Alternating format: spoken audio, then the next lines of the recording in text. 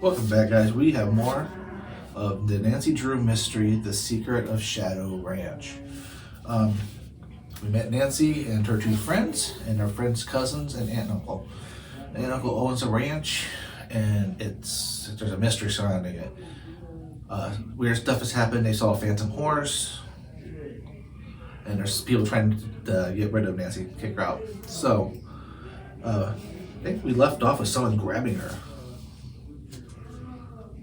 in the kitchen at night. He seized her in the kitchen at night. So that's where we left off. So let's go on. Chapter 4. A red clue. Nancy jerked one free arm from the attacker and fumbled for a light switch. Her fingers found it and the ceiling lamp over the dining table went on. Clinging to her was Miss Thurman, the cook. She wore an old-fashioned nightgown and her head bristled with curlers. She let go of Nancy like a hot branding iron. "You!" she exclaimed. "Yes, me," Nancy replied, suppressing a smile. "I'm surprised as you are, Miss Thurmond." "What's the matter?" demanded Ed Raleigh as he and his wife, wearing robes and slippers, hurried into the living room. Then Bess and George ran in from the portico with Alice behind them. "Nancy, you all right?" Soon Walt Sanders in nightclothes rushed into the kitchen. A moment later, Tex and Bud clumped in.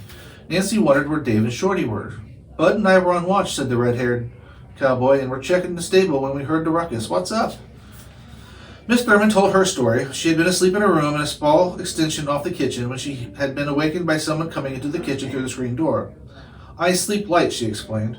"First, I was afraid to move. I listened hard, but I didn't hear anything more, so I decided to get up and take a look. Just as I stepped out of the room, what do I see but the screen door opening and a dark figure steps in. So I jumped him and hollered." Nancy smiled. "And I was him." Then she added, "There was an intruder here, Miss Thurman, because I saw him come in." "He must have gone into the living room then," said Mrs. Raleigh. "There's no other way out." Miss Thurman shook her head. "No, ma'am," she said forcefully. "That door to the living room squeaks, and I didn't hear a sound." George moved the door and the hinges made a noise. "Then where did the intruder go?" Bess asked shakingly. Nancy's keen eye had spotted a trap door beside the old-fashioned stove. "Perhaps down there?" "If he did," Ed Rodley said grimly, "he's caught. That's the cellar and the only way out. Dave," he ordered, looking beyond Nancy, "come with me." From behind her stepped a tall cowboy. He was fully dressed and carrying a flashlight. She turned and saw Shorty still standing just inside the screen door. He, too, was in his working clothes. When had they arrived, and why hadn't they gone to bed after coming off patrol duty? As Ed Raleigh lifted up the trap door, Nancy said, "I would like to go too, Uncle Ed." The man hesitated and then said, "All right, but you still stay well behind us." The cowboy turned on his flashlight, and Nancy followed the men down the flight of wooden stairs. She found herself in a shallow cellar, which was empty except for a row of shelves against one wall. At Nancy's request, Dave held his light downwards so she could look for footprints, but the earth floor was hard-packed, and she could see no marks on it. When the trio returned to the kitchen and reported no sign of the intruder, the cook shook her head. "He was a phantom," she declared, "just like the horse." And remember, we said the phantom was a ghost, so... "Now, Miss Thurman," said Aunt Bet, "maybe you were so excited you didn't hear the intruder go through the living room door." The little woman looked indignant. "I have excellent hearing," she stated, "and that door positively did not squeak." Nancy found it hard to doubt Miss Thurman's word. The young sleuth turned to Dave. "Did you just come from the bunkhouse?" "No," Dave said quietly. "I was doing some extra investigating." Whatever that means, Nancy thought. She noted that Shorty had said nothing. Mr. Raleigh did not query the men. A few minutes later, everyone was back to bed except Tex and Bud. Nancy awoke at dawn, puzzled over the problem. Who was the intruder? What was he after? Where had he gone? Quietly, she arose and dressed, then went to the kitchen to make herself a cup of tea. Not wanting to hit the big oak kettle of water which stood on the old-fashioned range, she took a small pot from the hook on the wall and carried it to the sink. She turned one of the faucet handles, but no water came out. Surprised, Nancy tried the other with the same result. "That's strange. I'll ask the girls about it." She hurried to the bedroom and woke them. Bess and George said this had not happened before, and George went to tell her aunt and uncle. In a short time, hastily dressed rancher appeared, completely puzzled. He led the way past the stables and the crowd to the small frame shed. Inside was an electric generator pump. After examining the machinery, Ed Raleigh said one grim word. Sabotage. He showed the girls where some of the bearings were missing. We'll need new ones before we can have any water. It's a shame, George declared. When do you think this mischief was done, and where were the guards? What difference does it make? Her uncle said with a sigh. The men can't be everywhere at once. What about Chief? Nancy asked. He didn't bark at the saboteur. Does this mean he knows them? Ed Brawley's jaw tightened. I'd trust Sanders, Bud, and Dave with my life. They come highly recommended by friends of mine. As for the others, I accuse no man without proof. Nor would I, Nancy said quietly, and began looking for evidence. On the wooden floor were damp daubs of red earth. Outside the building was a wet patch of the same color, but the prints were too confused and to be distinguishable. Whoever damaged the pump may still have this kind of mud on his boots, Nancy thought. The rancher's face was gray with worry. This pump will have to be fixed soon as possible. After the windmill in the east meadow was wrecked, I had to start using this pump, which only supplied the house, to water my cattle. There's another mill in the big meadow, but its supply is not enough for them. We're lucky to have one other source of spring water. 3 girls volunteered to carry water to the kitchen. They went to get buckets for Miss Thorman, who was pale and tight-lipped. She handed them the kettles and large pots. Bess led the way around the house to the spring house, a windowless adobe structure built onto the back wall of the kitchen. George opened the heavy wooden door, and the girls stepped down onto an earthen floor. It was cool and so dim they could barely see the small stream of water coming from a pipe in the center. While waiting her turn to fill her kettle, Nancy went outside to look around. She saw that between the ranch house and the foot of Shadow Mountain ran a heavy strip of wood which continued along the big meadow. That's where the phantom horse is supposed to appear, Nancy reflected. Just then, Bess came from the spring house. Your turn, Nancy, she called. The young sleuth hurried inside and placed her kettle under the stream of water. While waiting for it to fill, she noticed a stone vat against the kitchen wall. It was about 3 feet square, with a hinged wooden lid. That's where the old-timers stored milk, products, and eggs, she thought. When Nancy reached the kitchen with her full kettle, Miss Thurman was serving breakfast. As the girls sat down, Dave and Shorty came in. Nancy glanced at their boots. There was damp red mud on both pairs. As soon as the men finished eating, Dave stood up. I'm going to Tumbleweed to get the pump bearings, he said to Nancy. Mr. Rawlings said you wanted to do an errand in town? You can ride along with me. Nancy was glad the sheriff had not been mentioned, she said. She said, I'll go, and thank you, and I'll bring George. Dave scowled. I'll be in the pickup, he replied abruptly, and walked out. Nancy hurried to her room to get the warning notes and the rattle. The pickup was parked in the yard. As soon as Nancy and George had climbed into the cab, Dave started it.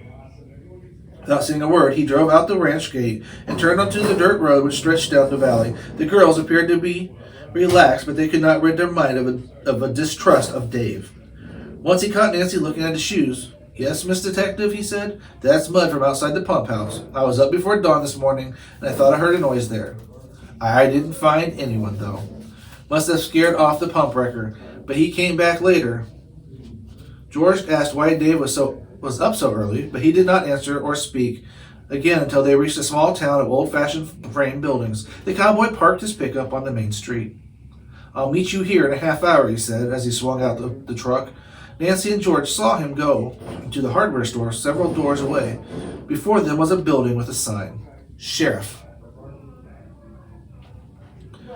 As the girls entered the small office, a gray-haired man swiveled around in his chair and rose to greet them. I reckon you're Miss Drew, he said in a pleasant drawl. I'm Sheriff Curtis. His eyes twinkled. Ed Raleigh told me you're aiming to help him find out what's causing the trouble at the ranch. George spoke up, and Nancy will, too. I sure wish you luck. After hearing Nancy's story and looking at the note and rattle, he said, I'll hang on to those as evidence and phone the state and Phoenix lawmen to keep an eye out for the hombre you saw at the airport. Keep me posted, he said gravely, and be extra careful, girls.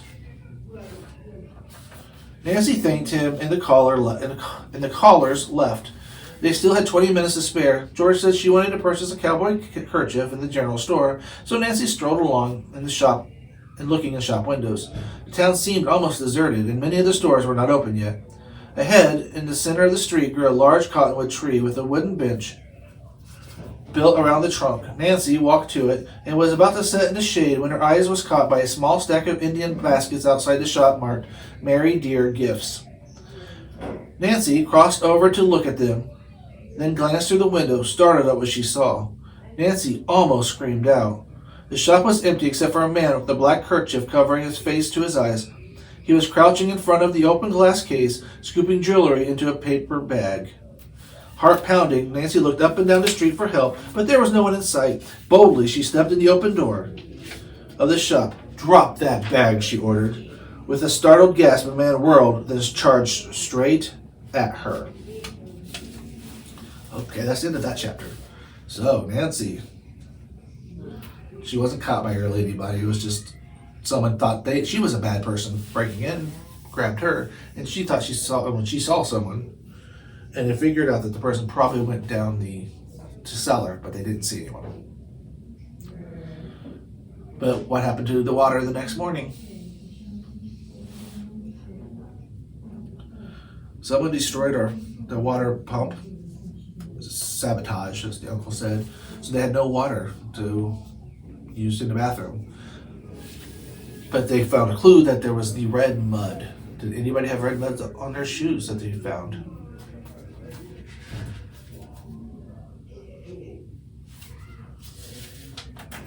Yes, there was two people. There was Dave and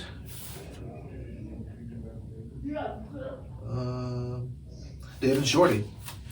So Dave took them to town, even though he wasn't real happy about it. She talked to the sheriff, and as she was looking around through the town, she saw why.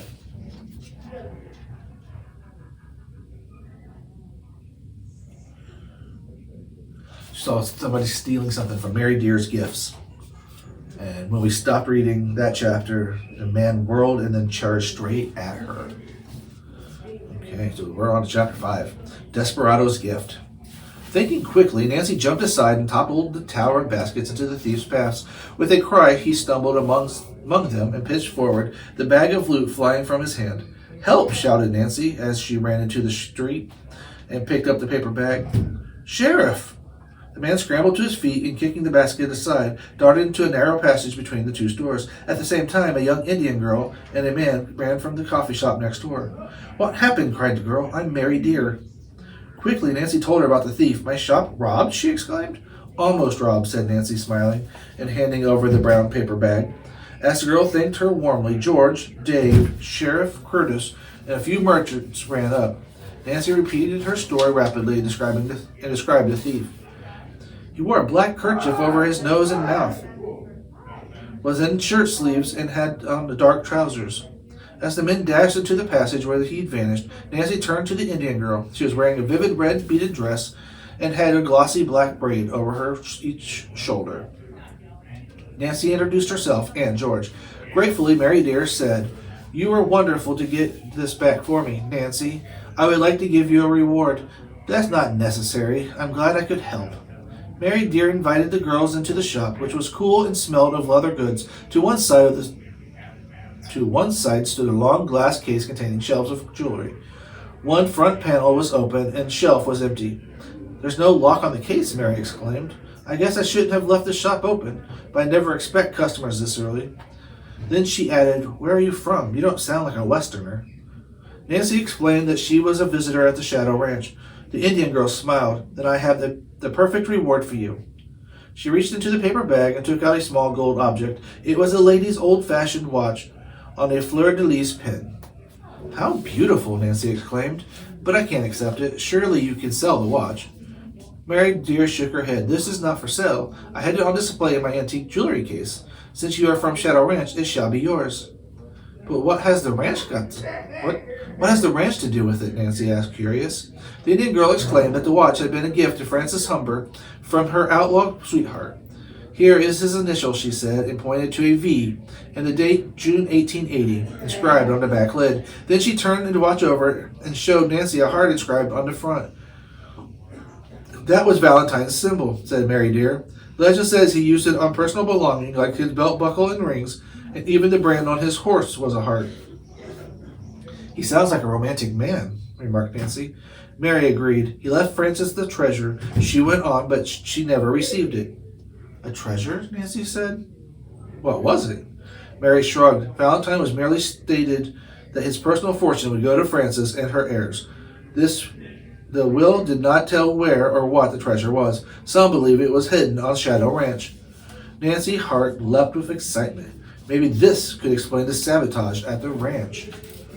Someone wants to force the Raleighs off the property in order to search for the treasure, she thought. Do many people know about this? George asked. Nearly everybody around here has heard the Valentine's story, except the part about the treasure being hidden on the ranch, which is something that only a few old-timers believed.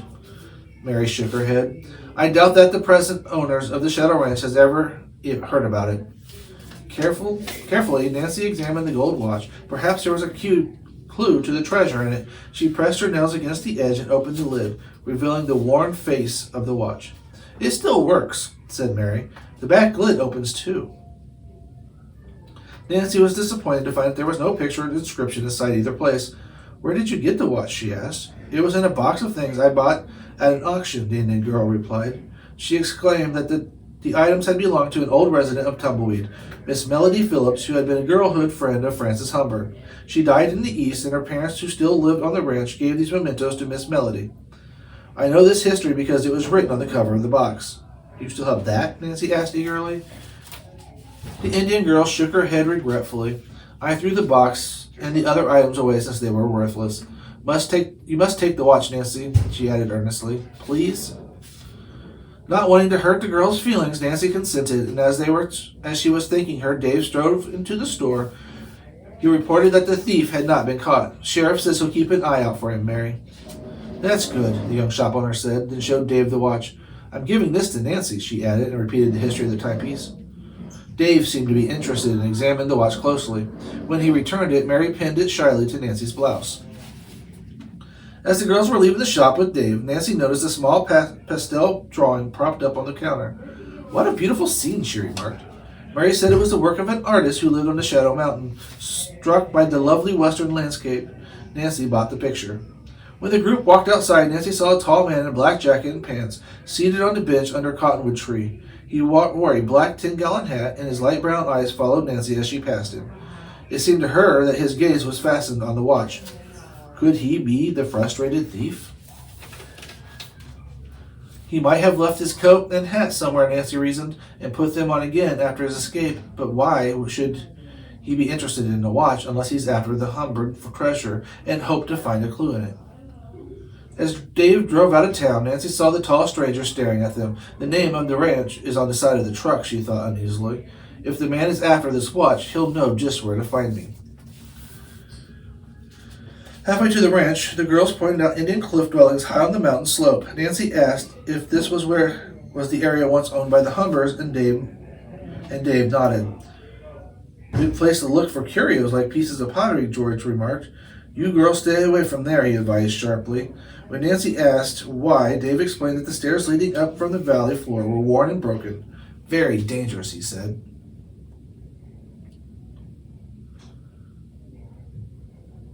Sorry, I lost my place here. When they reached the ranch, Dave parked the truck at the stable. The girls heard laughter coming from the corral and saw Tex Britton perched on the fence. Bess was mounted on a brown quarter horse and holding a coiled lariat. That's a lasso. Watch me, she called. I'm learning to rope a steer. Nancy and George walked over and saw Bud Moore put his hands on his head like horns and prance in front of Bess's horse. Come and rope me, partner, he said. Bess frowned, bit her lip, and managed to get a noose twirling, then plop, it dropped over the head of her own horse. Tex gave a piercing whistle. George and Nancy burst into laughter while the steer helped blushing Bess to dismount. Never mind, said Nancy. You didn't want to be a cowboy anyways. As the boys called joking remarks about the next roping lesson, the girls walked off together. At the house, Nancy told Bess, Aunt Bet, and Alice all that had happened in town. She showed the watch and related its history. Shorty Steele is one who told us the legend of the Phantom Horse, said Aunt Bet, but he never mentioned the treasure. Maybe he doesn't know that part of the story. Or perhaps he kept it to himself, Nancy thought. Aloud, she said, would it be all right if we hunt for the treasure? By all means. While the others were examining the old-fashioned watch, Nancy took the pastel picture from her bag and propped it on the living room table. Alice saw it and turned pale. Nancy, where did you get this? As Nancy explained, Alice picked up the painting. My father did this. I'm sure of it. She told him that Ross Rigger was an amateur artist and always carried a small case of pastels with him. Whenever he had a few leisure minutes, he devoted the time of sketching, and Alice was positive she could recognize his work.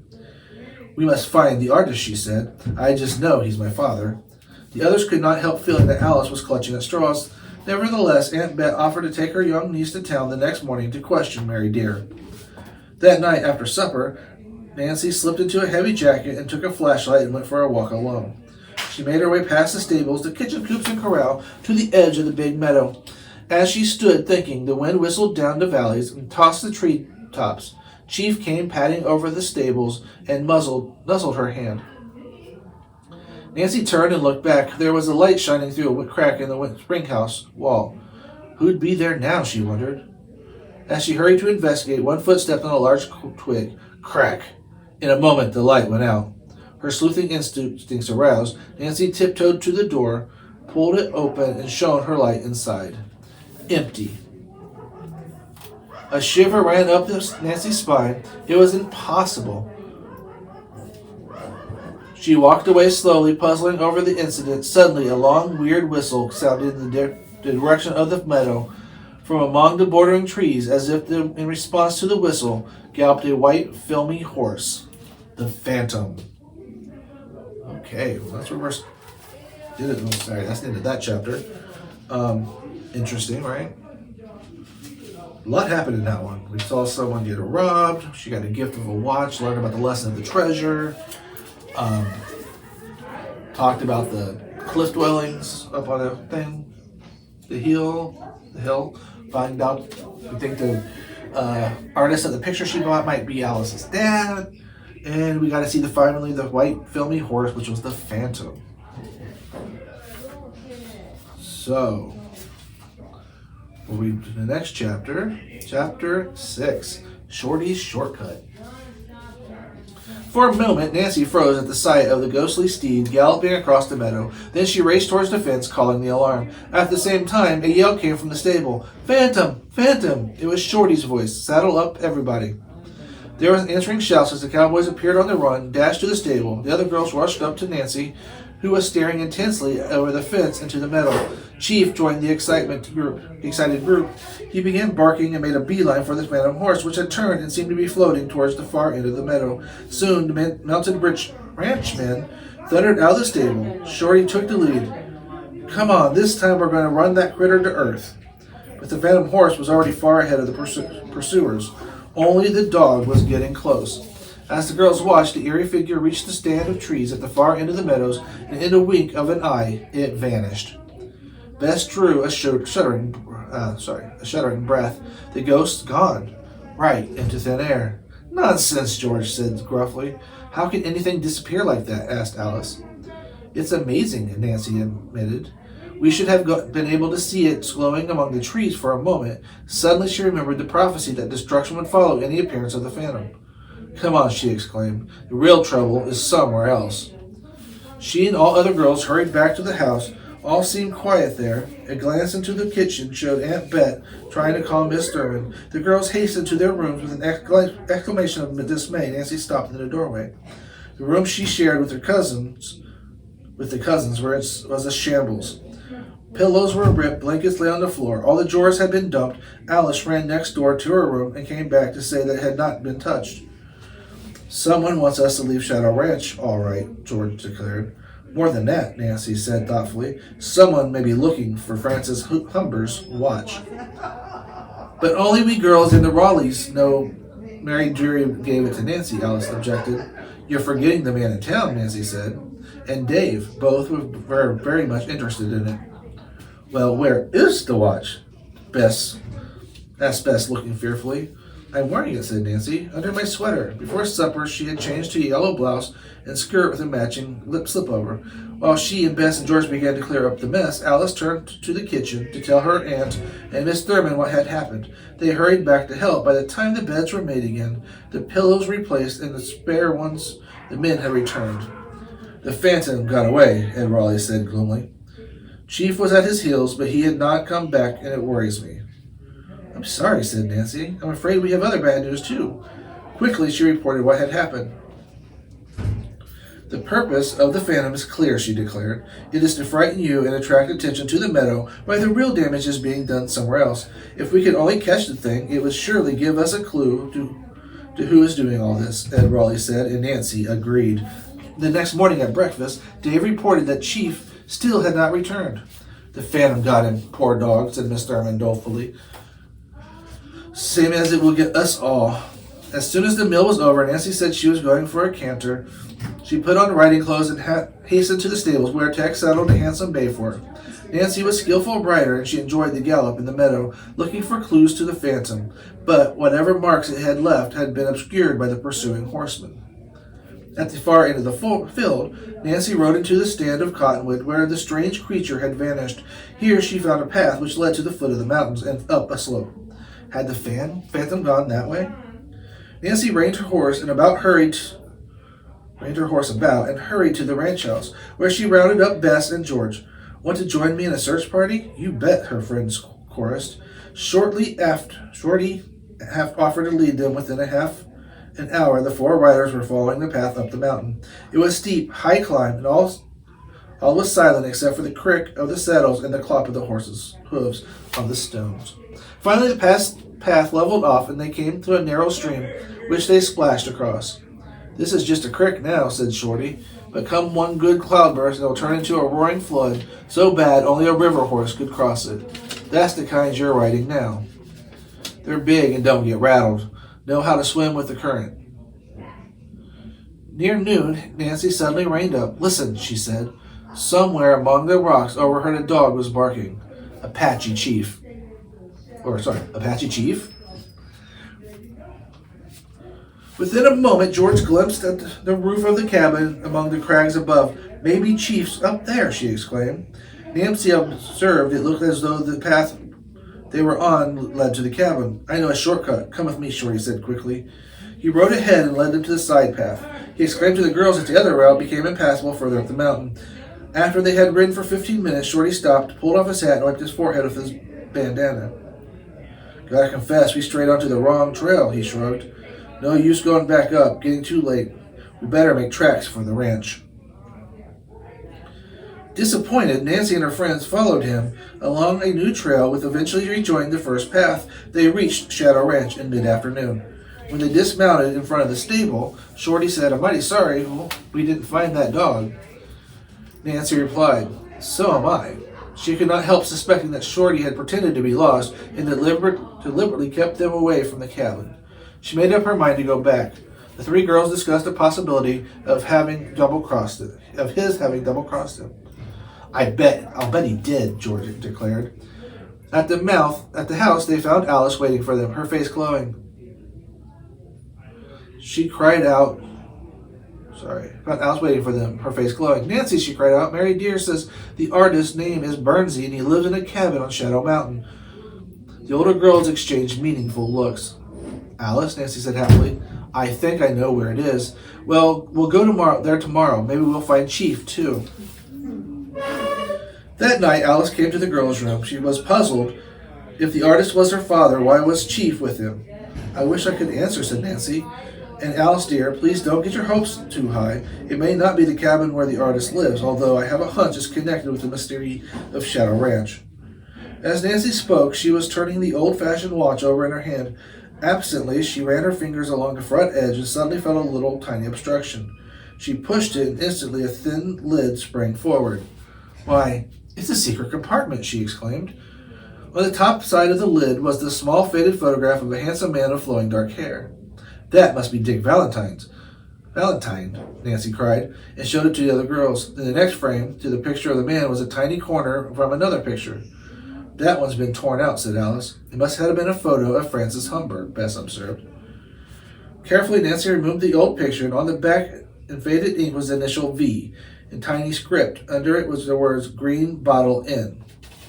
In where? Asked George. Perhaps the place is named on the back of the missing photograph, Nancy suggested. Let me see it, Bess requested. Nancy handed her the watch. Bess looked it carefully over. Finally, she sighed and replaced the picture and put the timepiece on the dresser. What can the odd message mean? If...